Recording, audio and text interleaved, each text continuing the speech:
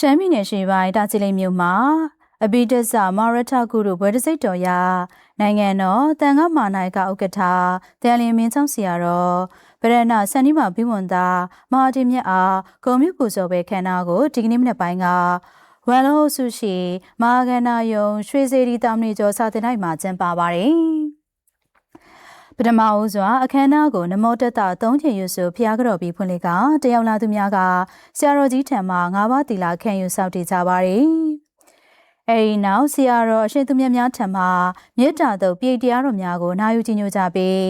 နိုင်ငံတော်တန်ခါမာနိုင်ကဥက္ကဋ္ဌအားနဝကမ္မအလှငွေနဲ့လူပွဲဝတ္ထုပစ္စည်းများကိုဆက်ကပ်လှူဒန်းကြပါတယ်။အဲဒီနောက်မဟာကန္နာယုံရွှေစေတီတာမဏိကျော်စာသင်တိုင်းဆရာတော်ဗရဏမန္တလာကဆရာတော်ကြီးရဲ့ထေရုပတ္တိကိုဖတ်ကြားကတာချီလိတ်မြို့ဓမ္မသစ္စာကျောင်း၌ဆရာတော်ဗရဏကောဝိဒကဆရာတော်ကြီးရဲ့ဂုဏ်ပုဒ်များကိုရတုဖြစ်ရွတ်ဆိုပူဇော်ပြီးတာချီလိတ်တက်နယ်မှာအလှရှင်များမြို့မိမြို့ဖအလှရှင်များတာချီလိတ်ရွှေရကုံကောပကဥက္ကဋ္ဌနဲ့အလှရှင်များကလူရန်မှုအစုစုတို့အတွက်ရေဆက်သွန်းချတာတို့အနုမောဒနာတရားနာယူကြည်ညိုကြပြီးဗုဒ္ဓသာသနာစီရန်တတူ3ချိန်ရွတ်ဆိုကရွှေမုံဝင်မှုများရွာသွန်းဖြုတ်ပြီးအခမ်းအနားကိုရုပ်သိမ်းခဲ့တယ်လို့သတင်းရရှိပါရရှင်